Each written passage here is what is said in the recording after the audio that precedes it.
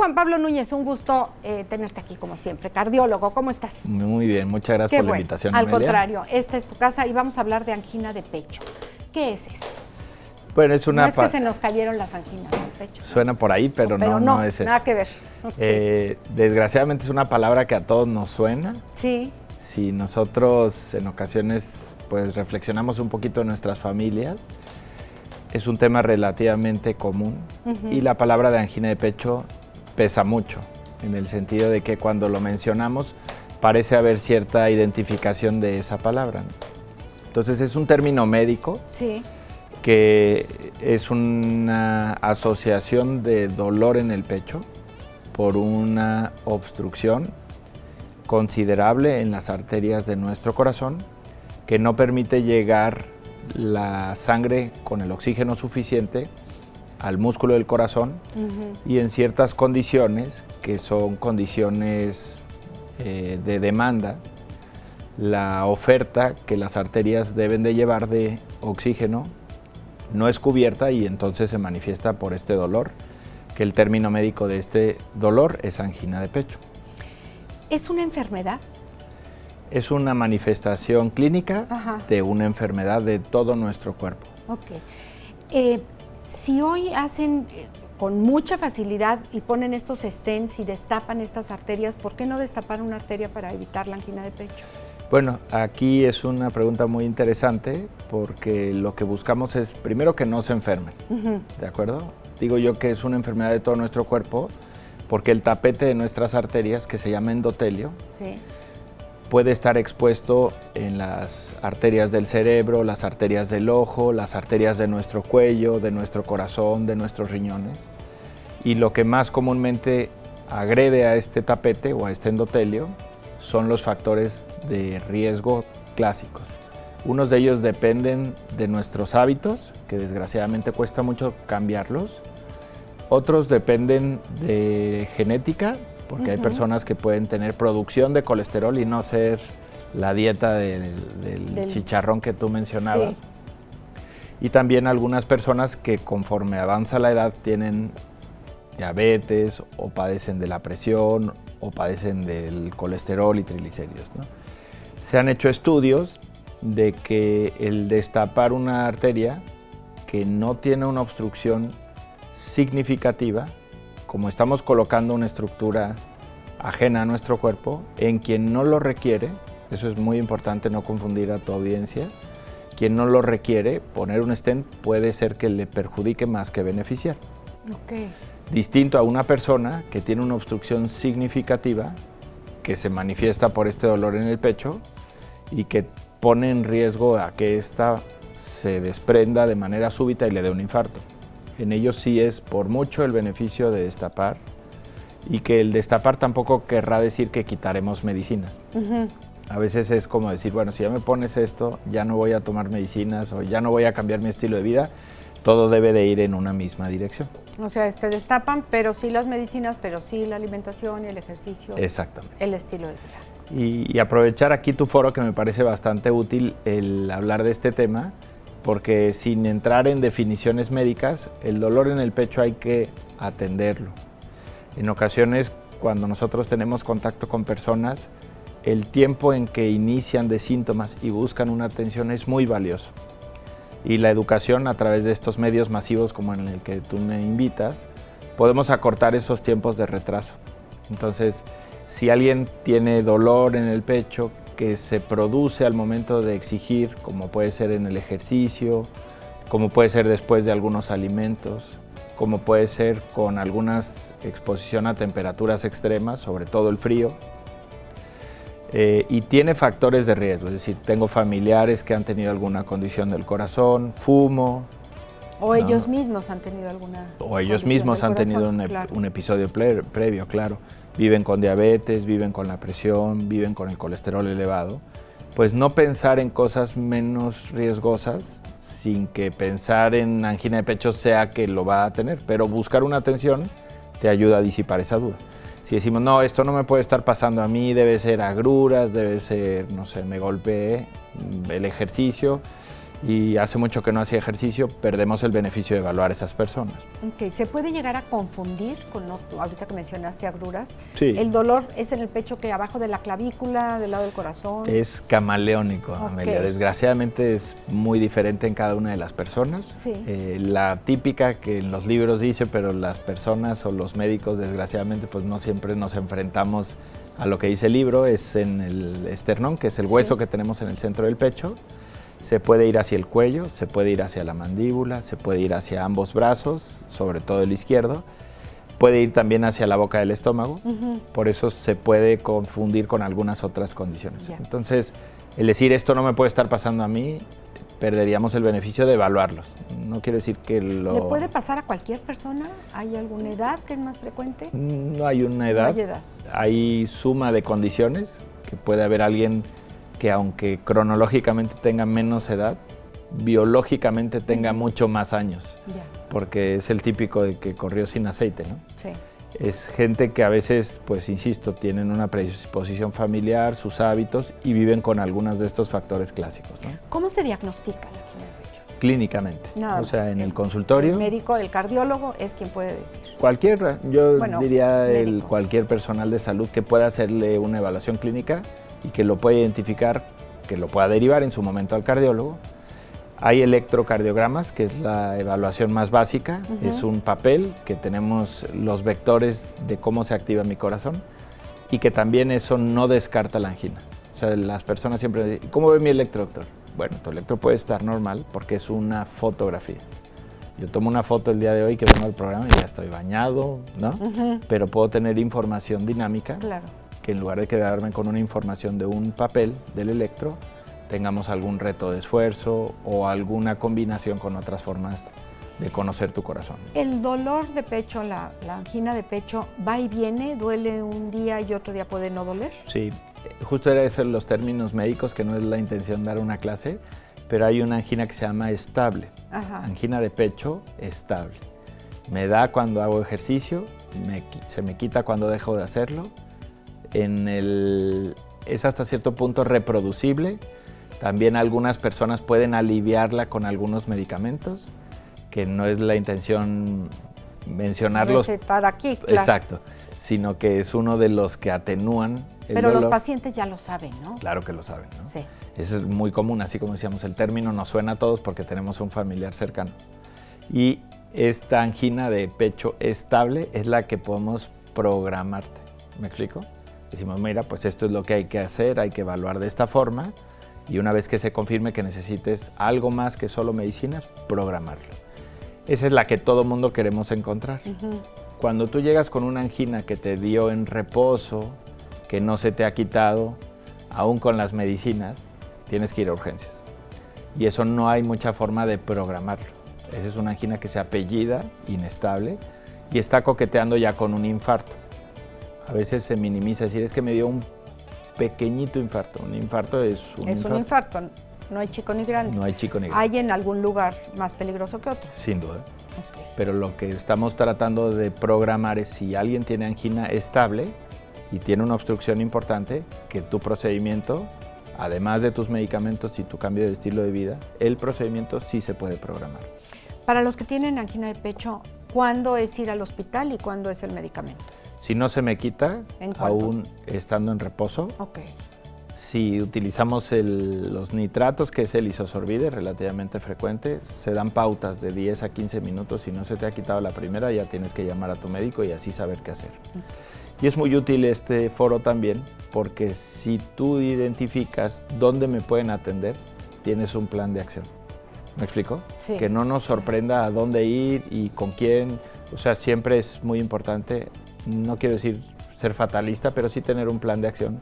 ¿Qué pasaría si yo conozco que tengo factores de riesgo, familiares, de estilo de vida y enfermedades con las cuales vivo? ¿Qué pasaría si yo tuviera una emergencia? No solo del corazón. ¿A dónde ir? Y esto, pues, de una u otra forma te da pasos firmes. Hay lugares donde tienen atención de cardiología. No está el cardiólogo ahí, pero está un servicio de urgencias que tiene un embrague perfecto con los equipos de diferentes especialidades. Y eso sería dar un... Pues sí, en general, hay cada vez... Centros de salud a lo mejor no ahí tienen. no, por ejemplo, los hospitales grandes, pues la gran mayoría, cada vez hay más disponibles en Querétaro, donde pueden tener una atención de cardiología 24/7. ¿no? Gracias. Mucha salud. Mucha salud para todos. Ayer justamente en el ¿Qué tal si hoy?, que iniciamos todos los días, justo decíamos, hay que hablar con la familia de si me pasa este problema de salud, quiero que me lleven a tal lugar.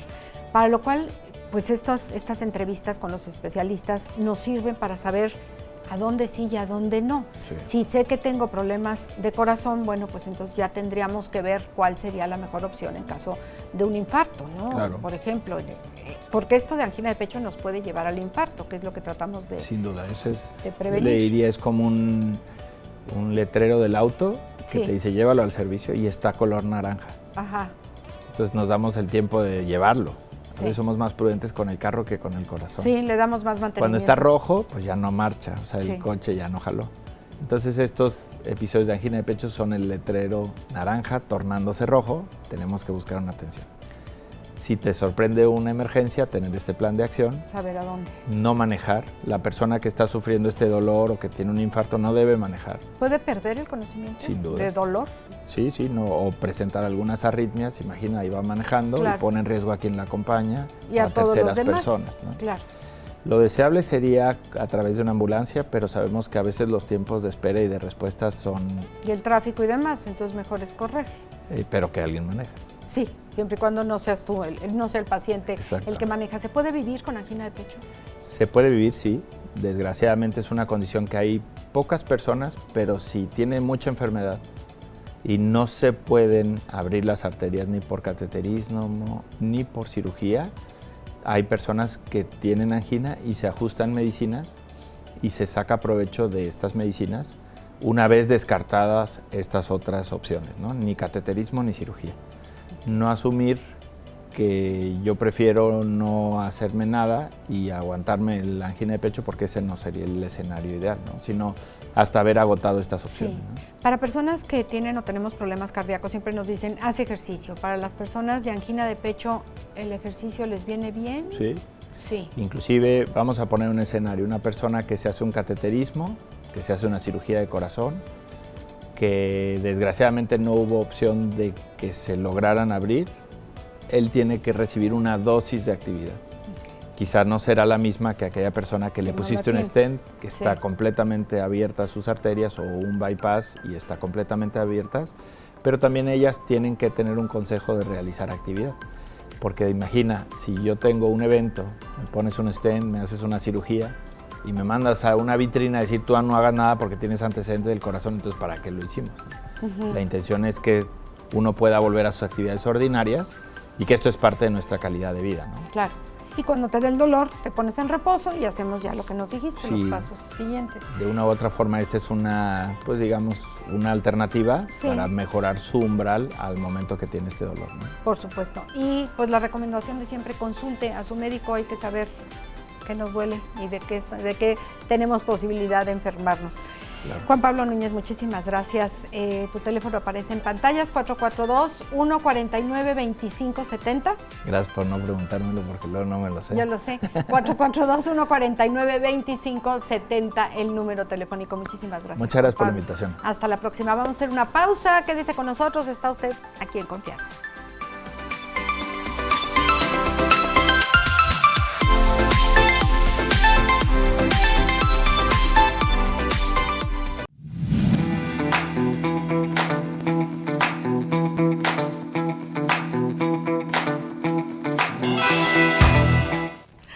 Descalza está con nosotros, ya te extrañábamos, Anita, por favor. Ay, estás? Yo también, los extrañaba mucho. Qué bueno, hoy vamos a hablar, me encanta el ruido que hacen, ahorita estamos aquí en discusión, unos no los dejan dormir, a otros les choca, a mí me encanta el canto de los grillos.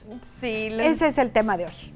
Sí, es un tema fascinante porque no solo es como el canto de los grillos, sino todo lo que implica, porque parecen ser un animal súper simple, ¿no? Hasta de repente parecían una mini cucarachita. Mucha gente les da como cosa, ¿no? Porque son cafés, así como Pues sí, si guapos, pues no son. No son los guapos polar. del planeta, no, del reino animal no sacaron la belleza. Y además dices, ¿cómo tan chiquito hace tanto ruido? Ajá, es impresionante. Ese ruido lo hacen con sus patas, rozando una estructura que tienen, como si fuera un güiro, haz de cuenta, y entonces suena el trrr, trrr, trrr.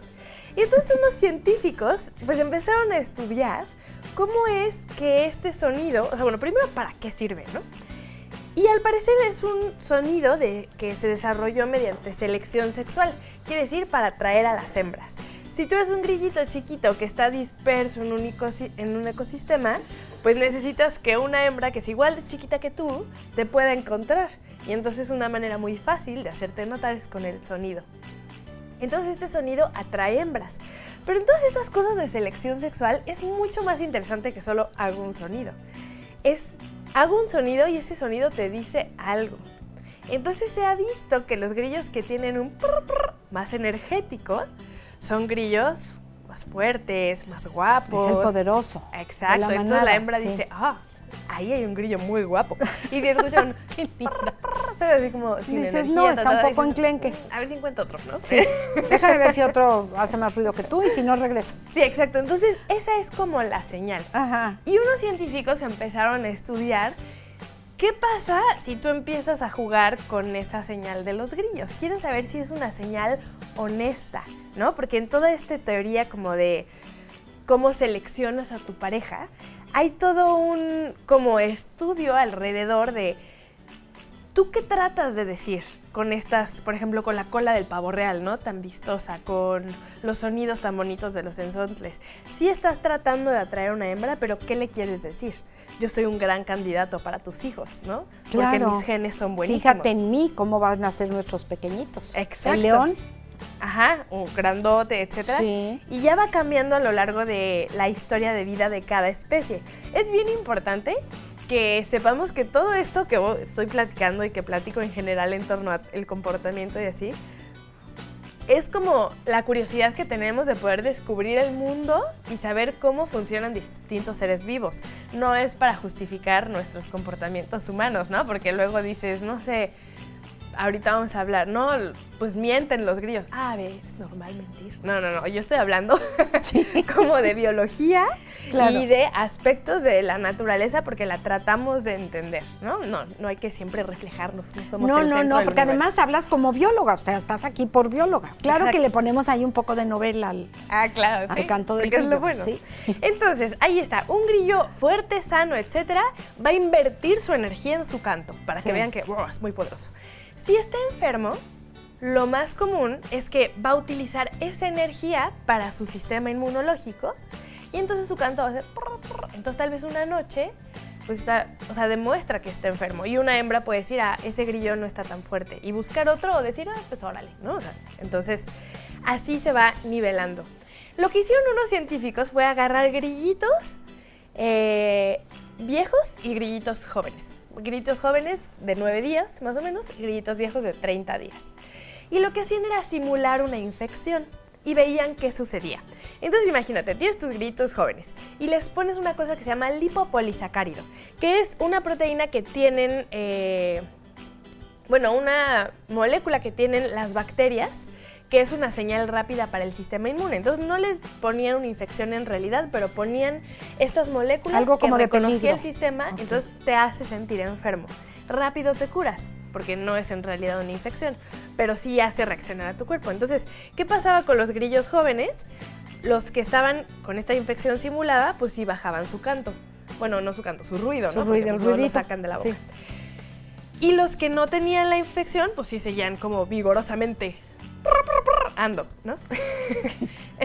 Me encanta. Y luego lo hicieron con grillos adultos ya viejos, ¿no?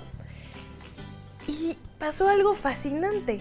Resulta que los grillos viejos, cuando les ponían la infección simulada, en lugar de bajar su canto, lo aumentaban. ¿Y eso cómo? ¿Por En qué? lugar de hacer que que fuera una señal honesta, empezaban a hacer una señal deshonesta. Es decir, me siento mal, entonces voy a todavía cantar más fuerte para atraer más hembras. Y esto es interesantísimo porque entra dentro de toda una hipótesis que es la hipótesis de la inversión terminal.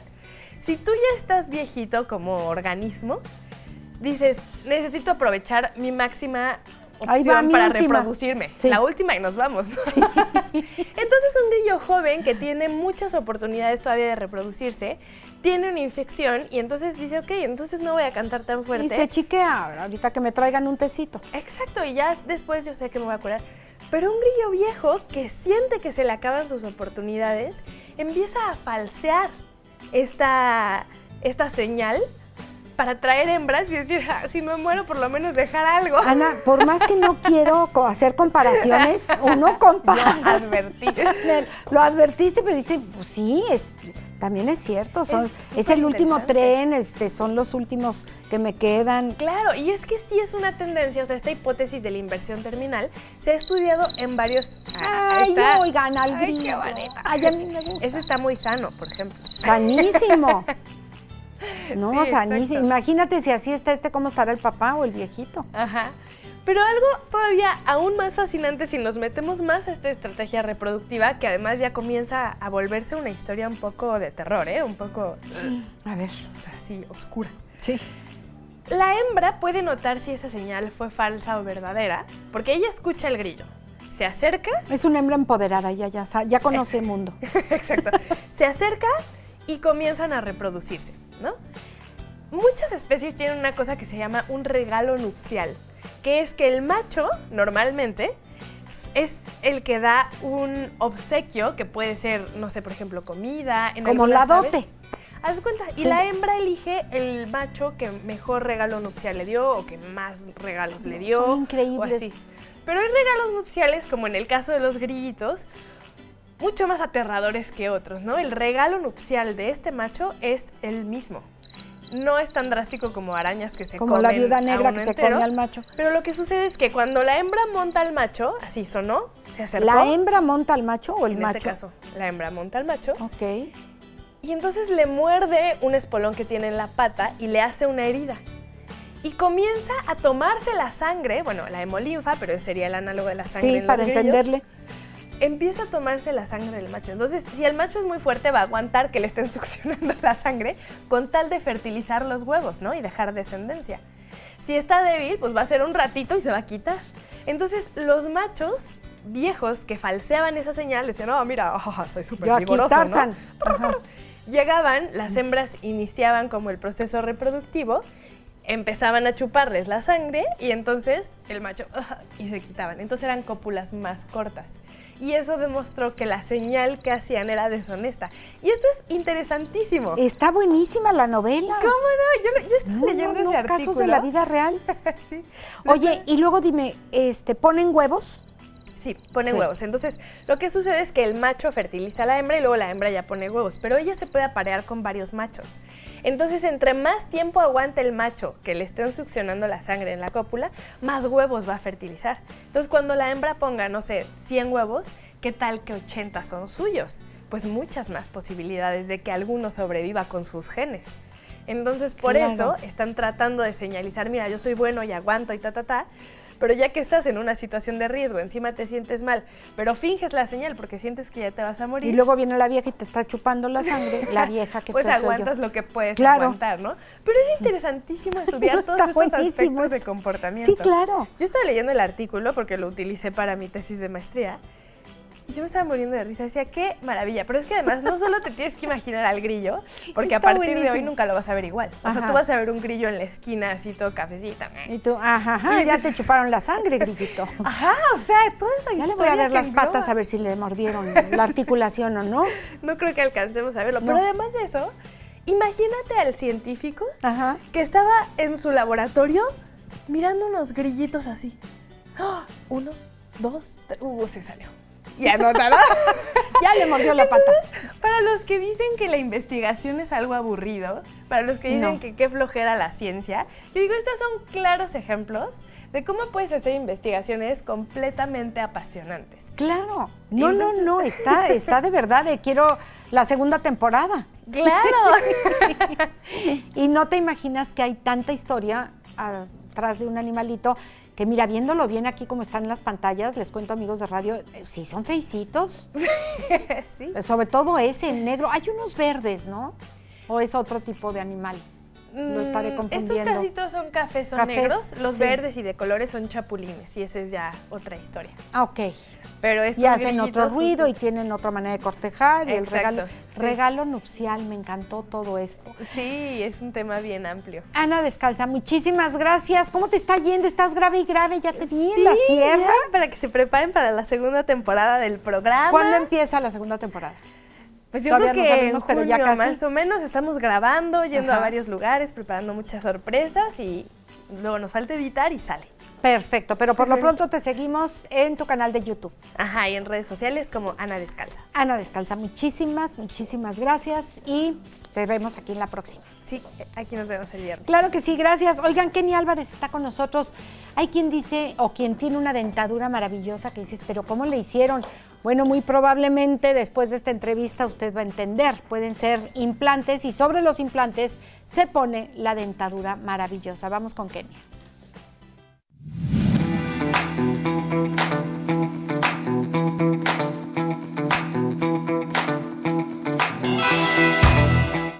Kenny Álvarez está con nosotros esta mañana. ¿Cómo estás? Muy odontóloga. bien, claro. Y vamos a hablar de implantes. Implantes, ¿cómo se llaman? ¿Bucales? ¿Implantes de dientes? Implantes dentales. Implantes dentales, claro. Okay.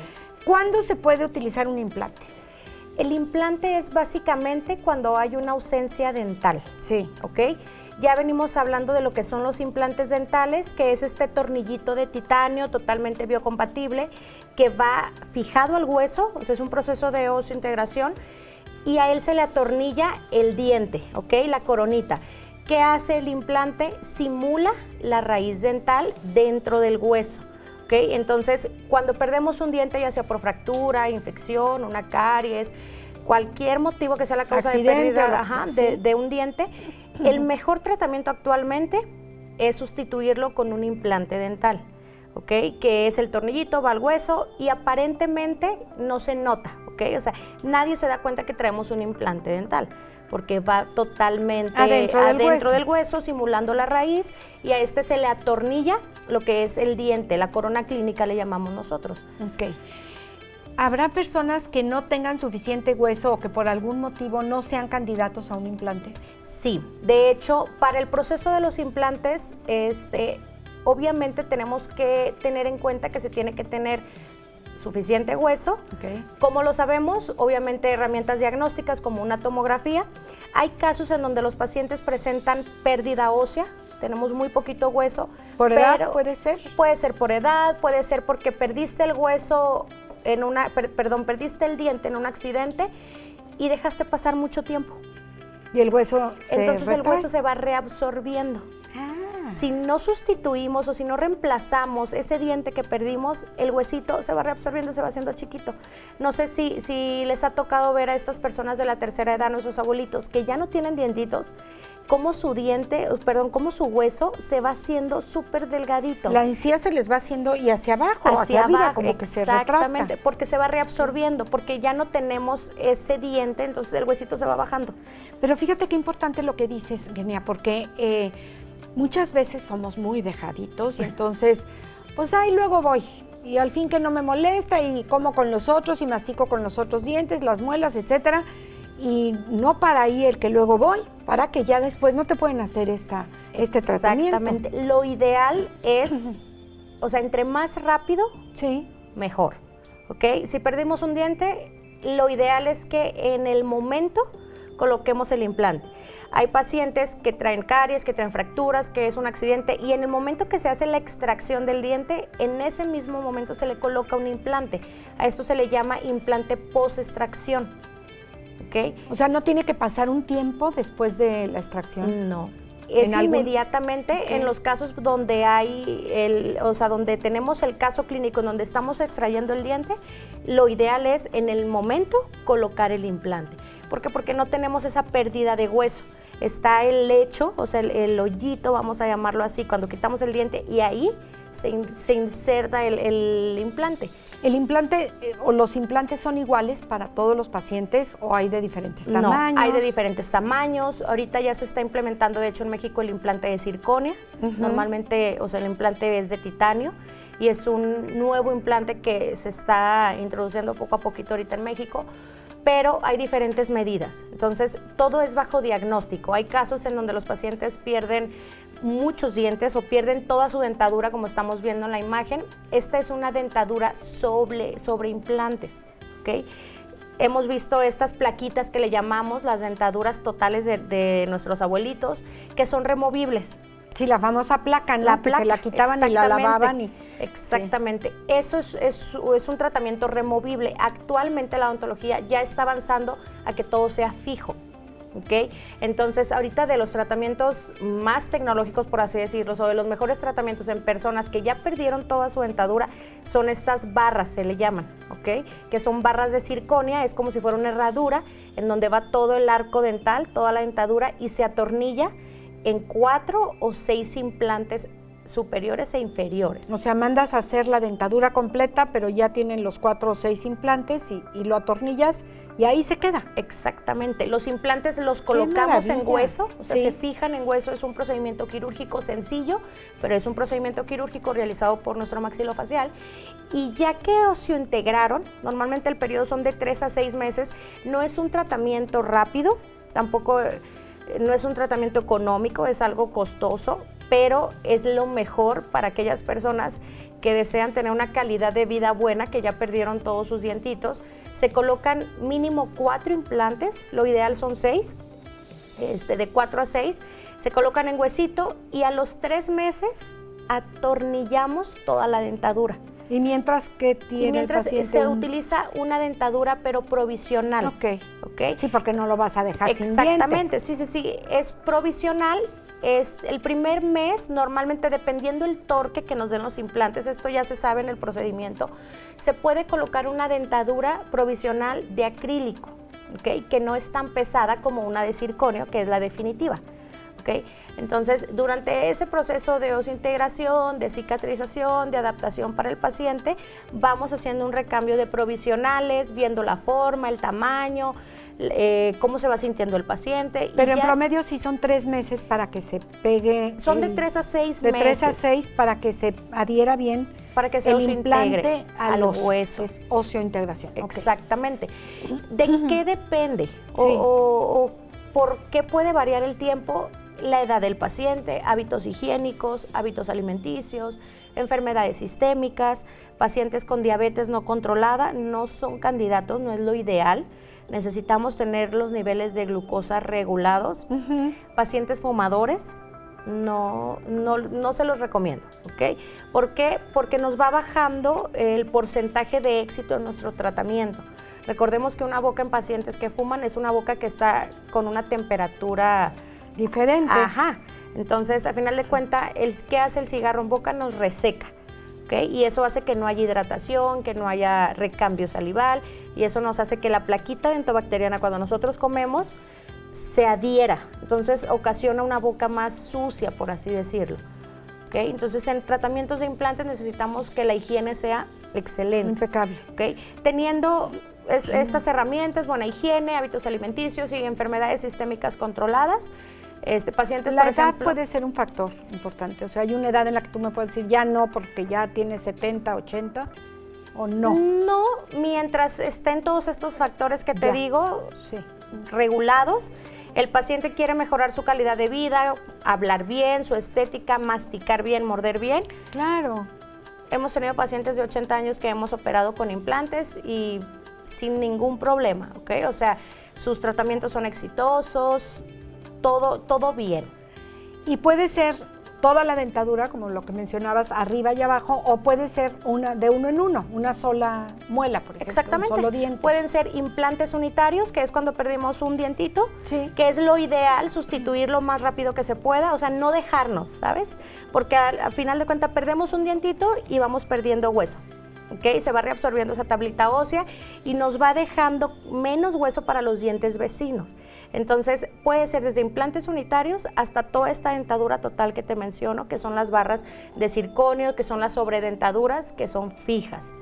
¿La barra de circonio es lo que viene siendo la encía? La barra de circonio es la dentadura final, que antes es como eran, una bueno, ha ido herradura. cambiando los materiales que ponen para simular los dientes, ¿no? Claro. ¿Ahorita cuál se usa? Ahorita lo ideal es circonio. O sea, se ha demostrado en artículos, en investigación, que el circonio con la encía, en cuestión de temas de implantes, tiene una combinación excelente. Entonces, por eso es que se maneja el circonio para los implantes. Ya. ¿Qué pasa cuando un niño, un pequeñito que todavía no ha mudado dientes, pierde un dientito? ¿No es una opción esto? No. El tratamiento de implantes es totalmente para adultos. ¿Ok? En niños no se usa. No se usa. ¿Por qué? Porque los niños tienen una dentición decidua, primaria le llamamos. Entonces, pierden un dientito y vienen los dientitos permanentes. ¿Ok? Hay niños, o vamos a decir adolescentes de 12, 14 años que ya perdieron un diente permanente por algún accidente, incluso caries. Ahí ya podemos valorar el tema de colocarle un implante, pero en esa etapa todavía están en desarrollo y crecimiento óseo. Entonces, lo ideal es que sean de mayores de 18 años. Hacia arriba. Exactamente. Ahorita que dices caries, ¿cómo hemos avanzado? ¿Estamos mejorando o siguen los odontólogos viendo un problema grave de caries que es, pues falta también un poco de cuidado, de higiene, de no lavarte los dientes después de comer y después del dulcecito, etcétera? ¿Sabes qué? Es más que nada también el tema de la cultura, que no tenemos esa cultura de acudir. No avanzamos mucho. ¿Qué nos pasa? Que vamos al dentista hasta que nos duele un diente, ¿no? Sí. Hasta que ya no aguantamos, hasta que ya el dolor traemos inflamación. Entonces, no tenemos la cultura de la prevención. Yo siempre les digo a los pacientes, prevenir sale mucho más barato que acudir ya cuando te está doliendo. Claro. Entonces, en el tema de los implantes es lo mismo. ¿Ok? Si tienes una caries, la caries ya no se va a quitar. Yo siempre les digo, ya tenemos caries, la caries no se quita por más fuerte que te cepilles, ¿no? La pudiste haber prevenido, exacto, pero ya que salió ya ahí ya se que queda. está, entonces, ¿qué va a pasar con una caries? Va a avanzar. Y la caries va hacia abajo del diente, se va comiendo, sí, va por acabando. así decirlo, el diente. Entonces, ¿cuál es la tendencia? A que si ahorita está chiquita, en un año va a estar más grande. Entonces, siempre es tratar antes de que el problema sea más grave. O sea, siempre es la recomendación. Acudan al dentista, acudan al médico, acudan al problema que ustedes puedan tener. Exactamente. A tiempo. A y aquí, tiempo. en este asunto, porque luego, bueno, pues sí, hay muchos tratamientos que son costosos. Y luego, es que son carísimos, pero es que lo dejaste avanzar. Si tú tuvieras, o si tuviéramos todos la cultura de una vez al año, por lo menos, digo, si no se puede cada 6 meses, por lo menos una visita al año al dentista. Claro, y cada 6 meses es una limpieza que no te va a salir más de 1,000 pesos en promedio, ¿no? Sí. Es una revisión, es un check-up, revisar que todo esté bien, que las caries chiquitas que tenemos estén, pero que no avancen en caso de que no se las quieran tratar los pacientes. O sea, es tener esa cultura nada más de la prevención. Claro. ¿Okay? Y luego hay muchos odontólogos que ponen temporadas de descuento, ¿no? De limpiezas al 2x1, a ver, los hijos, vámonos todos o vámonos toda la familia. Y ese tipo de promociones, bueno, pues también son muy válidas. Cuando tengas una, nos avisas. Claro que sí. Me parece muy bien. Kenia, muchísimas gracias. Kenia Álvarez, a ustedes. Tu teléfono, por favor. Es 442-282-3074 para citas. 442-282-3074. Muchísimas gracias. Gracias Hasta por la próxima. invitación. Nosotros hacemos una pausa, pero no se vayan, estamos aquí en Confianza, regresamos. Estamos de vuelta. Rosario Méndez está con nosotros esta mañana. Vamos a tocar el tema de epilepsia. Ella es directora del Centro de Atención para Niños con Daño Cerebral. ¿Cómo estás? Bien, qué bueno, querida muchas Rosario. gracias por invitarme. Al contrario, gracias por estar aquí. Bueno, vamos a ver pues este tipo de trastornos, no solamente en la infancia, sino también en la edad adulta. Exacto. Fíjate que es un padecimiento que es muy antiguo, no es nuevo, sí. Es algo que se vio o que se diagnosticó por primera vez en el 50, 40, 50 más o menos, que se notó que el problema de 70 tenía años, más sí, de 70, exacto. casi 80. Que se notó que había un problema neurológico que provocaba movimientos involuntarios. Eso fue lo que empezó el problema. Entonces, este daño neurológico, la verdad es que se ha convertido en algo muy difícil Porque vivimos en una sociedad que tiene demasiadas contaminaciones. Y en estas contaminaciones, el 85% más o menos de la población vive en países en vías de desarrollo. Sí. Entonces, ese 85% tienen la probabilidad de tener una convulsión en su vida, cuando menos una. ¿Sí? O sea, no es que sea para un solo grupo de personas, puede tener convulsiones cualquier persona. Tú y yo podemos estar aquí y tener alguna convulsión de repente, y una sola convulsión y nunca más nos vuelve a dar convulsión. ¿Y eso no se puede diagnosticar como epilepsia? Sí, ¿O son sí? Epilepsias. Si tú tienes una convulsión O sea, una vez... epilepsia es que te mueves involuntariamente, Exacto. sea una vez o sea 10 veces al día. Sí, pero fíjate que en esta clasificación que hicieron la Organización Mundial de la Salud hizo una clasificación para que quedara muy claro. A veces las personas piensan, epilepsia no es igual a tener una convulsión. Sí es lo mismo. Nomás que hicieron una clasificación y hay clasificaciones diferentes. Por ejemplo, hay personas que simplemente se quedan como en el limbo. Y Tú no puedes hay un estar hablando movimiento. con ella Ajá. y son crisis de ausencia. Ok. ¿Sí? Puede ser momentánea, puede ser que dure unos cuantos minutos, puede ser que sea un poquito más prolongada, depende mucho de las cosas. Por ejemplo, nuestros niños en la institución llegan a tener, un niño puede tener muchísimas convulsiones de diferentes formas. Eso se llama un síndrome que se llama Lennox-Gestalt. ¿Sí? Entonces, ese niño tiene múltiples convulsiones que pueden ser de diferentes cosas. Por ejemplo, un niño que al momento que siente la descarga eléctrica en el cerebro, que puede estar focalizada o no, puede ser en cualquier parte del cerebro. Entonces, este chiquito lo primero que hace a lo mejor en una convulsión clónica, se llama, se quedan tiesos. El niño muchas veces no se da cuenta que le está pasando eso, pero se asusta, porque pierde unos segunditos de su vida, por decirte, como si lo apagaran el switch. Sí. Así es de cuenta. Entonces, este niño que se queda todo tiesecito, pues lo único que hacemos nosotros es voltearlo de lado y acompañarlo hasta que se le pasa la convulsión. Para que pueda respirar bien. Para me que imagino. pueda respirar bien. Las vías no se les cierran. Sí. Puede ser movimientos de cabeza, de manos, de cuerpo. O sea, puede ser el movimiento en cualquier parte. En cualquier del parte cuerpo. del cuerpo. Puede ser mioclonías, que se le llaman, son movimientos involuntarios de sus De ojos, los que ojos. son como bailando sus ojos, Sí. también son convulsiones. Son convulsiones, la parte de que te digo, como que se quedan, le estás hablando y como que ya no está.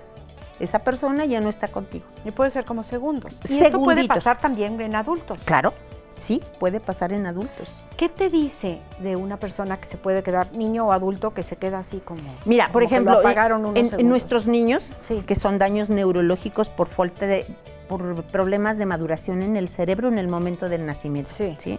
O sea, ya ves que son niños que Esos pueden, son los que atiendes tú en el que centro. nosotros Sí. atendemos. En los adultos puede ser, por ejemplo, ruidos muy estruendosos, y a veces uno dice, es que no, eso no te afecta. Claro que te afecta, porque es algo que no es normal en tu vida. Entonces puede ser olores, pueden ser colores, por ejemplo, luces Bueno, se vio destellantes. en Japón, creo que tuvieron una crisis en los niños que veían determinadas caricaturas que las Exacto. prohibieron, Sí, inclusive por los exacto. colores que manejaban. Tan brillantes Sí, y tan movimientos sí, tan sí. rápidos en tu cerebro, eso no lo haces normalmente. Las pantallas de los teléfonos, las computadoras que apagan la luz, y esta brillantez que tienes en esas cosas puede ser un factor. No quiere decir que todos los que No, vean pantalla va no. a ser, pero Puede ser un factor, Entonces, ¿qué preferible prever y no hacer ese tipo de cosas? Claro. Más si tú tienes una genética, que algunos en tu familia pudieron tener ese tipo de cosas. Acuérdate que muchas veces las personas que convulsionaban eran escondidas, como las personas de discapacidad, ¿no? Sí. Yo me acuerdo hace unos años que conocí a una persona que convulsionaba. Cada vez que esta persona, no era muy seguido, pero cuando nos llegó a pasar, cuando estábamos en una reunión, esta persona convulsionaba y su familia inmediatamente reaccionaba y se lo llevaba, ¿sí? Entonces decías, bueno, ¿pero qué le pasó? Y nadie, era como secreto, nadie te podía decir qué estaba pasando. no, porque era como pecado mortal. Ándale, algo bueno, que a los hiciste mal. epilépticos o esquizofrénicos los encerraban, ¿no? Exacto. Entonces, la verdad es que hay muchas Qué personas tristeza, que pero- pueden, sí, de algo que no tendríamos por Creo qué. que hemos mejorado un poco en eso. Sí, por supuesto. Ya, sabes que puede ser controlable. Sí, claro. Sí, y hay como en aceptación. muchos casos toman algún medicamento, las personas que tienen convulsiones muy seguido pueden acudir al neurólogo y con un medicamento los pueden controlar. Evitan ciertos alimentos porque precisamente les puede convulsionar. Por ejemplo, en caso de nuestros niños no pueden tomar chocolate porque ese es acelera el cuerpo ese tipo de cosas, y entonces café, chocolate, estimulantes no los podemos tomar. Que hasta los que no tenemos un problema neurológico nos estimulan. Exacto. Imagínate Entonces, a los que sí tienen. Que sí tienen. Es como darle algo como imposible. Gasolina cuando ya está al tope. Exacto. Entonces, ¿qué tratamos de evitar? O sea, si tú sabes que tienes en casa a alguien que pudo haber pasado por esos periodos, si lo tuvo una vez puede repetirse. Entonces, hay que cuidar tu alimentación, hay que caminar. Es importante el ejercicio, es importante la respiración. Tú dirías, ¿respiras? Pues sí, porque estás vivo, ¿no?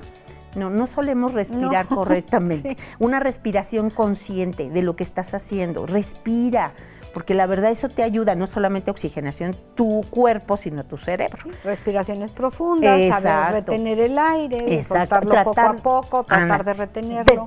Tratar de ser muy conscientes en lo que comes, en lo que haces, no dañar tu cuerpo, porque la verdad es que nosotros somos muy inconscientes. Sí. Decimos, a mí no me va a pasar, no pasa nada. No, y sí pasa. Fíjate que algo que me llamó muchísimo la atención, en una investigación que hizo la Organización Mundial de la Salud, dice que hay alrededor de 50 millones de personas que tienen un problema de padecimiento a nivel mundial de epilepsia. Pero, ¿de epilepsia? ¿50 millones? De personas.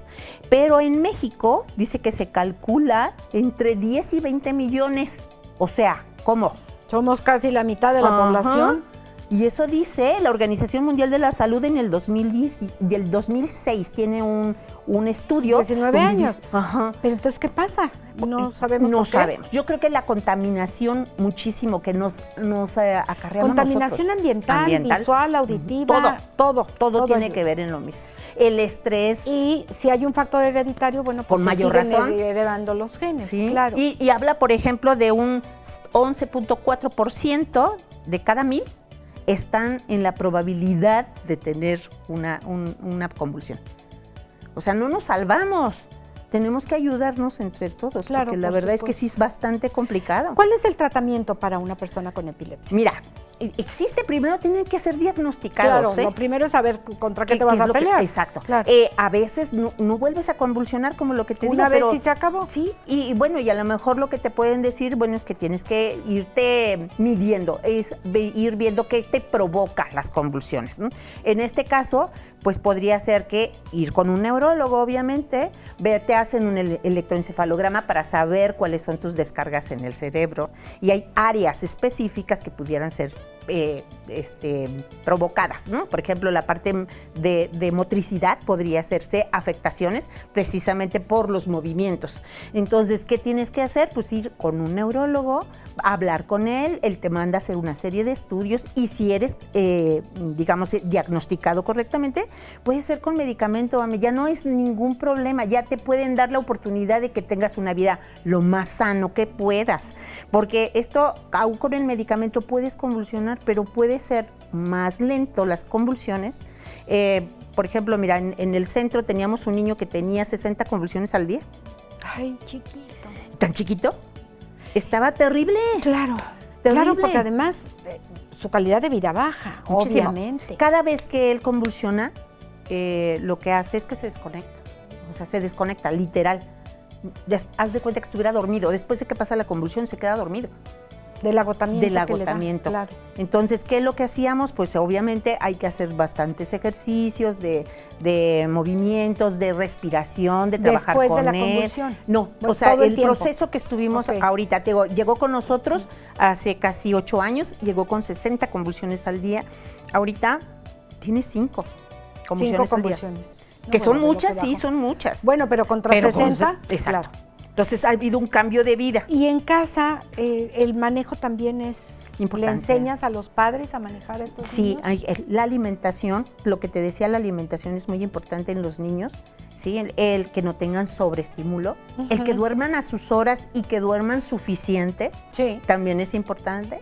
El que el niño no se estrese. ¿Sabes por qué pasa? Que nuestros niños llegan a ver las separaciones de matrimonio y escuchan los niños esos pleitos entre papá y mamá y el niño se estresa. Por supuesto. Entonces estresa la incertidumbre de qué va a pasar, conmigo, con quién voy a vivir, qué va a pasar con dos seres que amo. Exacto. ¿Y sabes cuál? Uno de los problemas que te enfrentas es que este niño se empieza a sentir culpable porque él piensa que él es el causante de que sus separaciones. Chiquitos, lindos. Entonces pedimos a los papás que tengan mucho cuidado cuando hablen con los niños, tratar de no hablar de sus problemas específicos con el niño delante del niño, porque eso los estresa. Escuchan que nació con un problema, que mamá sufrió, que tienen este problema porque no tienen para los medicamentos. O sea, todo eso estresa a un niño. Sí, claro. Entonces necesitamos como bajarle el nivel de estrés al pequeño para no tener este tipo de problemas. Yo creo que estas recomendaciones que estás dando, Rosario, es para los niños con problemas y sin problemas. Claro. Cuanto más si estamos hablando de problemas con daño cerebral. Exacto. ¿En dónde te podemos localizar? Estamos en el 442-212-2459. 442-212-2459. Ahí estamos para servirles cuando gusten. Muchísimas De lunes gracias. a viernes. De lunes a viernes, ahí están para todos los pequeñitos que hayan tenido o sufrido algún daño cerebral. Muchas gracias, Ame. Muchas gracias a ti. Y bueno, fíjense que a mí estas dietas últimamente, que come toda la grasa que quieras y enchicharrónate lo que quieras, al fin que con eso vas a bajar de peso. Pues a lo mejor sí bajas de peso, pero luego creo que pueden haber problemas de otro tipo. Vamos con el doctor Humberto Martínez que nos platique este tema. Él es investigador en biociencias. Con él volvemos.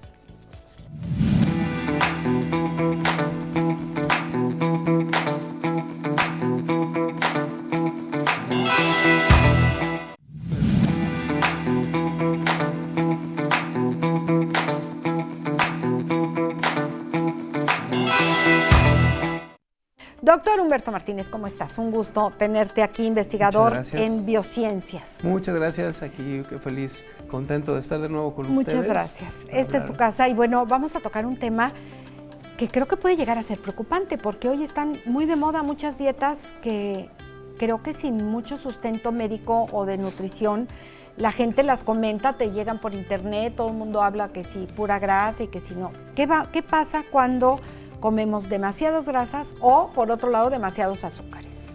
Cuando ahorita el que comentabas esto de que se promueve cierto tipo de dietas, todas las dietas que uno va a iniciar debe de ser con seguimiento, de preferencia, para que vea uno tanto los resultados y pues tenga uno, se cerciore de que está funcionando y que está generando un estado de salud. En el caso que es para mí. Sí, exactamente. Es individualizada, ¿no? Puede ser personalizada, como es el caso de la dieta que mencionas, la dieta cetogénica, así se llama el consumo alto de grasas, bajo de carbohidratos. Yo la verdad de este tema he escuchado buenos comentarios, sin embargo, no sé qué tanto se pueda sostener este tipo de dieta. Lo que sí es que cuando se combina en malas proporciones una alta cantidad de grasa con alta cantidad de azúcares, puede repercutir severamente en la salud. Tal es el caso del consumo de alimentos chatarra, que son ricos en cierto tipo de grasas y ricos en cierto tipo de azúcares. Esa combinación de estos dos macronutrientes se llaman, en el cuerpo alteran el metabolismo, y al alterar el metabolismo va a reducir la eficiencia en la que las neuronas se van a comunicar, y eso va a traer problemas a nivel de memoria, por ejemplo. Una combinación, alguna vez escuché que una hamburguesa deliciosa con papas a la francesa, más deliciosas, que era una pésima combinación para la salud de cualquiera. Sí, efectivamente. ¿No? Los carbohidratos de las papas, del pan y la proteína y la grasa y la mayonesa y todo lo que le ponemos, pues es una bomba para el organismo. Es una bomba de nutrientes, de calorías, pero también es mucho por el sabor. Si te fijas, cuando tú mezclas todos estos ingredientes, estos componentes que mencionas, se tonifica y se aumenta el aspecto del sabor y en el sentido del gusto. Entonces nosotros al consumirlo pues nos es más placentero, y al ser más placentero pues queremos revivir la experiencia.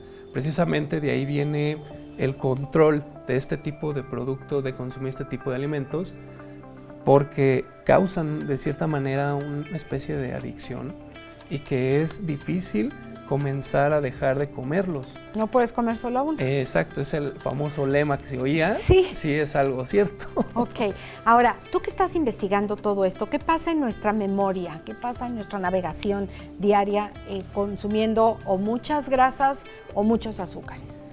La memoria de navegación, porque uno se imagina navegación, uno se imagina Un barco, sí. y navegando una lanchita o así, ¿no?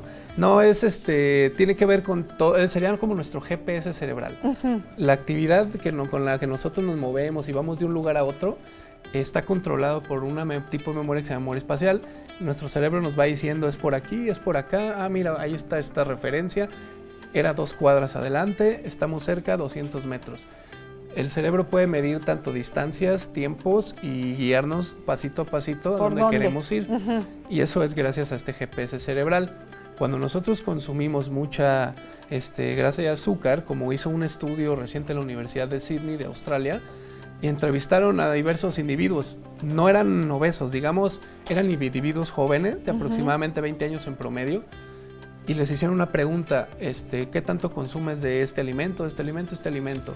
Coincidieron que aquellos adultos jóvenes que consumían muchas grasas y azúcares durante un periodo de un año, tenían porcentajes o puntajes muy bajos en una prueba de realidad virtual que les hicieron para encontrar un tesoro escondido. Entonces eso les dio la primera evidencia en la que se indica que efectivamente el consumo de este tipo de alimentos ricos en grasas, azúcares, traducidos como comida chatarra, puede tener un impacto a largo plazo afectando nuestra capacidad de localizar el lugar donde nos encontramos o ir al lugar donde queremos ir. Por ejemplo, ya se había visto en animales, pero no se había visto en humanos. ¿Y en animales qué pasa? En animales se altera muchísimo tanto la función como la cuestión molecular, es decir, todas las moléculas, las sustancias que se producen en el cerebro necesarias para comunicarse y consolidar o concretar ese desplazamiento del ratón se ve interrumpido. Y al interrumpirse, el ratón se queda perdido. Esa prueba la hacen en una tina y el ratón aprende a localizar una plataforma escondida. Se basa usando pistas. En el momento en que ese ratón se expuso a mucho alimento graso y de azúcares, el ratón se pierde más fácil. No logra procesar las pistas para ubicar el objetivo.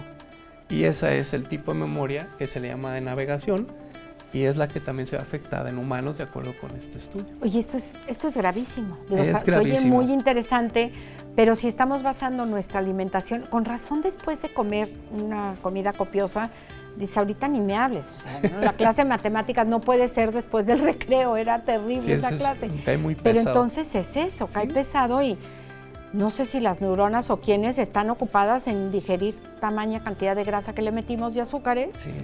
Que perdemos la brújula. Son muchas calorías, algo pasa en el interior, tanto en la periferia, o sea, los órganos como el hígado, el estómago, el riñón, pero también a nivel del cerebro. Entonces, imagínate esto con los niños, su rendimiento escolar por el consumo de este tipo de alimentos. En el caso de las personas que conducen en Uber o bueno, en estas plataformas digitales, lo que pasa es que se afecta mucho la comunicación neuronal y entonces ellos van a tener dificultades para guiarse en el trayecto, en el camino, llevar al cliente a su destino.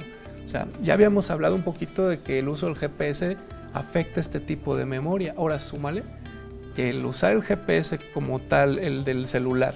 Pero se ha vuelto indispensable para muchos. Exacto. O sea, y ahora súmale que comes dieta alta en grasa y azúcares. Claro. Es como dices tú, es perder la brújula completamente.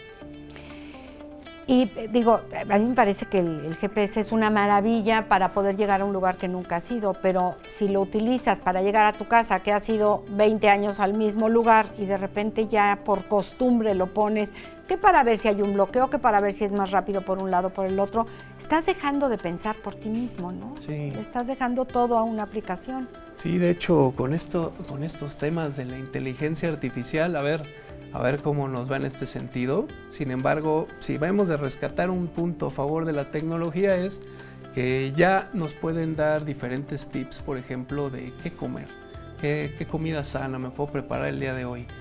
Dame un plan de dieta para este mes. No es que vayamos a suplantar al nutriólogo, pero de cierta manera, pero una ayuda. Lo podemos utilizar así como se está utilizando, o nos puede sacar de balance o nos puede ayudar a balancearnos la inteligencia artificial y poder pues utilizar todos estos adelantos que tenemos hoy en día, ¿no? Todos los avances tecnológicos. Sí, hay que empezar para a aprovecharlos. beneficio, claro. Claro, porque si nada más lo usamos como, ay, qué bonito está esto, y mira, ahora ya le picas acá y ya te va a decir cómo, a qué hora y dónde, pues dejas de picarle a tus neuronas, Sí. las tienes de vacaciones. Eso sí es importante, mantener activos a nuestro cerebro, no hacerlo dependiente de las cosas, así como de forma rutinaria. Solo voy a apretar este botón y soluciono mi vida el día de hoy. Claro.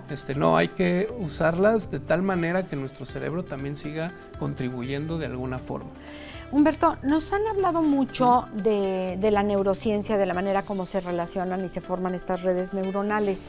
En el caso de niños, de jóvenes, de adolescentes, si todo está muy fácil, ¿qué va a pasar con estas neuronas de nuestros niños? Pues como todo en la vida, cuando hay un cambio en el ambiente o en la sociedad, hay un proceso de evolución. Va a ser interesante ver cómo va a influir la nueva tecnología en nuestra sociedad y cómo vamos a desarrollar nuestras actividades a futuro.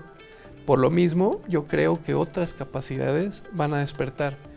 Yo creo que el hecho de que los niños sean conscientes de la programación y de todas estas cuestiones, porque mucho de lo que es inteligencia artificial está pensado o fundamentado en las neuronas, o sea, son redes neuronales.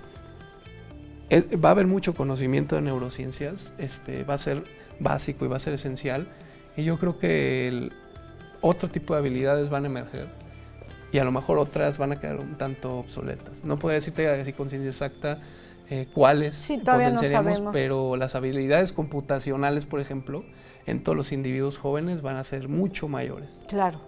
Sí, también para que los que ya tenemos ciertos añitos no nos asustemos, ¿no? Porque estamos un poco así con ay, ahí viene la inteligencia artificial como si viniera el coco. No, tampoco, ¿no?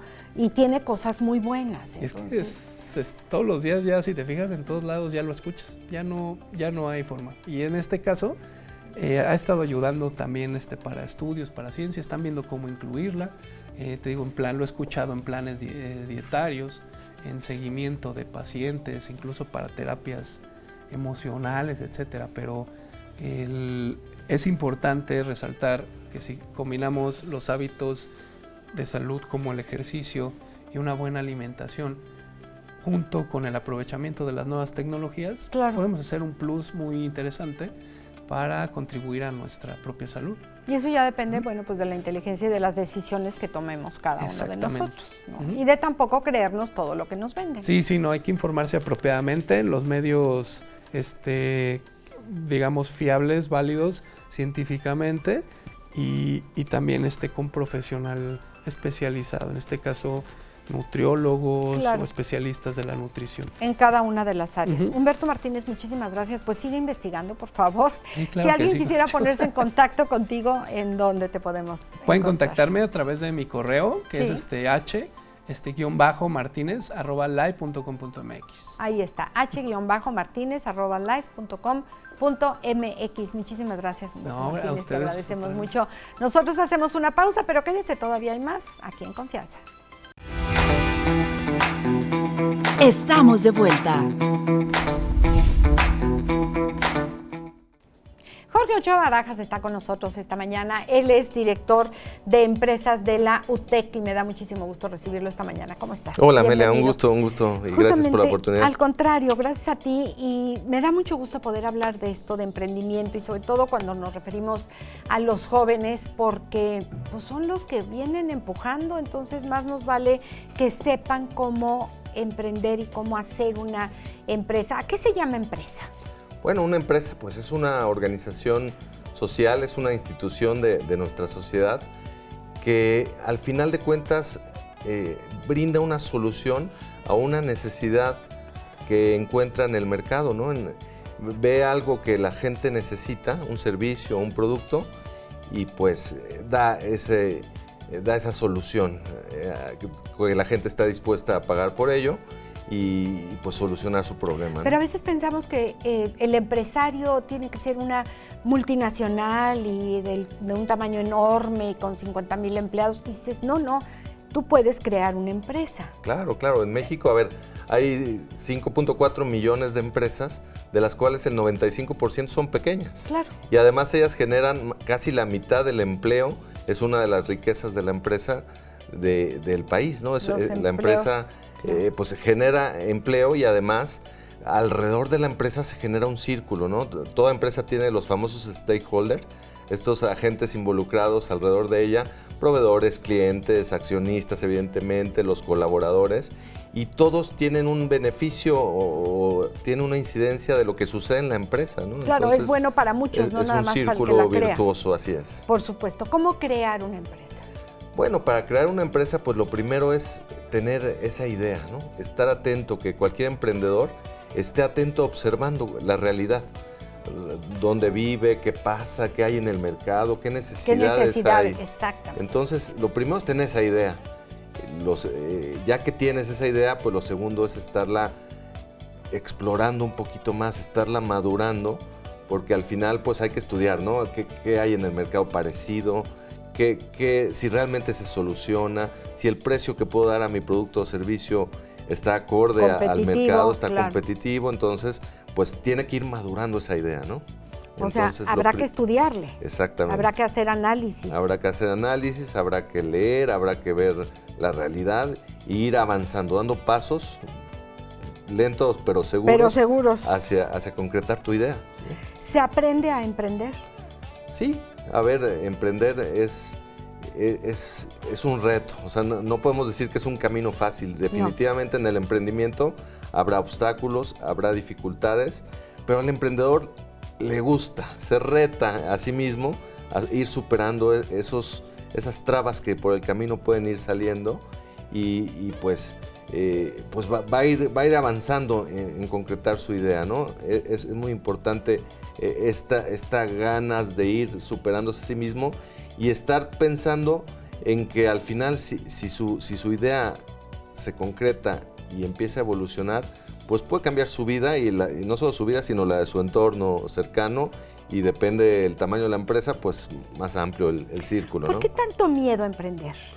Pues por los retos, no es para cualquiera, habría que decirlo. A eso iba. Que no es una idea para cualquiera, porque pues como hemos comentado, pues hay dificultades que vienen en el camino. Sabemos que emprender pues implica superar dificultades financieras, regulatorias, algunas veces burocracia. Y habrá quien prefiera ser empleado que ser empresario. Es un camino súper válido, totalmente válido. A ver, vemos tantas personas que hay para todo, ¿no? Hay un mercado para todo, pero estoy seguro que aquí en Querétaro tenemos miles y miles de jóvenes o no tan jóvenes que están queriendo emprender. Están organizando, hay una incubadora de empresas 2025, platícanos de ella. Sí, a ver, la UTEC es una institución, pues como saben, es una universidad pública del gobierno del estado en el sistema de universidades tecnológicas y tiene esa conciencia social, sabe de la importancia de la empresa y entonces tiene una incubadora desde hace 20 años, el año pasado cumplieron 20 años en esta incubadora y estamos abriendo una nueva convocatoria para invitar a jóvenes o no tan jóvenes de aquí de Querétaro a participar en este programa para que esa idea que ya pueden tener o a lo mejor ya están operando, la sigan madurando y la desarrollemos hasta tener una estructura pues ya aterrizada en un business plan, en un plan de trabajo, que ya estén listos para echarse a nadar, ¿no? A emprender y a crear su empresa y echarla a andar. ¿Cómo están nuestros chavos de la UTEC, nuestros alumnos? Oh, bueno, en la UTEC tenemos casi 7,000 alumnos. Es una universidad, pues después de la UAC, es la segunda universidad con más alumnos aquí en el estado. Y la verdad es que son chicos de primera, son estudiantes que tienen una necesidad de aprender, una hambre en el buen sentido de la palabra, claro, de crecer. Ese deseo de hacer cosas. De hacer cosas. Y el emprender una empresa, pues es una posibilidad, ¿no? Es una posibilidad que ellos tienen en su vida y que pues tenemos, te digo, ya en estos 20 años tenemos 52 generaciones de chicos que han salido de la incubadora y la verdad con grandes resultados que hemos ido monitoreando a lo largo del tiempo.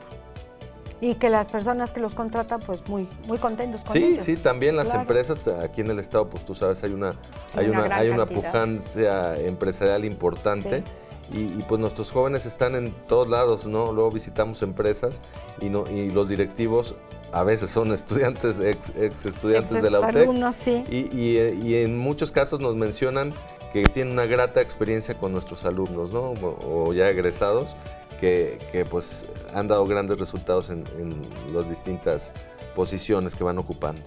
¿Esta incubadora de empresas está abierta al público? ¿Cómo funciona? Sí, está totalmente abierto al público. Digo, el único limitante es el físico, ¿no? Físicamente tienen que estar en la UTEC, entonces pues es el único tema, pero es abierto a público, está abierto a toda la comunidad universitaria de la UTEC, académicos, estudiantes, pero también a cualquier emprendedor, no importa la edad, no importa la idea de negocio que tenga, está abierto para que se puedan postular en este programa que vamos a arrancar en mayo.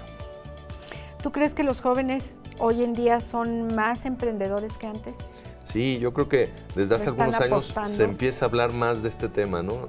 De este tema de emprender, pues hay otras incubadoras en el país, hay aceleradoras, hay mentorías, sí. Y lo ves en el registro de empresas que mes a mes se registra en el INEGI, pues cada vez hay más empresas en el país, ¿no? Eso quiere decir que hay nuevos emprendedores. ¿Cuándo va a ser esta? Sí. A ver, la convocatoria está abierta, ya está abierta, y está abierta hasta el día 14 de mayo. Hasta el día 14 de mayo cualquier emprendedor se puede registrar, ahí está disponible en la página de la UTEC, en las redes sociales de la incubadora de empresas de la UTEC y en pantalla van a ver el teléfono. Está abierto para que revisen la convocatoria, es muy sencillo, se postulan a través de un formulario que tienen que llenar, su dato de contacto, su idea de negocio plasmada en una presentación y listo. Las clases empezarán el 30 de mayo. El programa dura 140 horas, es una inmersión en todos los ámbitos de la empresa. Vemos los 8 grandes temas de la empresa, desde ventas, desde redes sociales, procesos. Que además han cambiado, fiscal. Me imagino, estos temas, ¿no? Han ido cambiando de acuerdo a la tecnología. Hace 10 años no hablamos de redes sociales, de e-commerce. Hoy, por supuesto, está incluido en nuestro programa. También los temas financieros, los temas legales. A veces no sabes ni cómo registrarte como empresa. Todos los temas que tiene que ver para que tú estés listo para emprender, los llevan a cabo en todo este proceso de incubación que dura 3 meses. ¿Y ustedes, aparte de todo lo que les enseñan, tienen algún apoyo para estos chavos? Sí, a ver, lo primero es que salen con su plan de negocios ya listos para emprender. Y como exalumnos de la incubadora, seguimos cerca de ellos. A nosotros nos llegan con frecuencia otras convocatorias, a lo mejor de fondos, de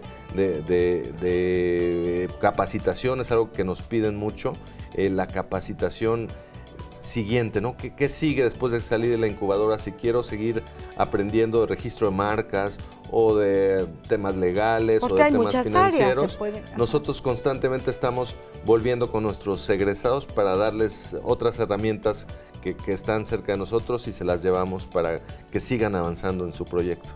El tema de la economía, porque tienes una gran idea y luego, ¿cómo echas a andar tu negocio?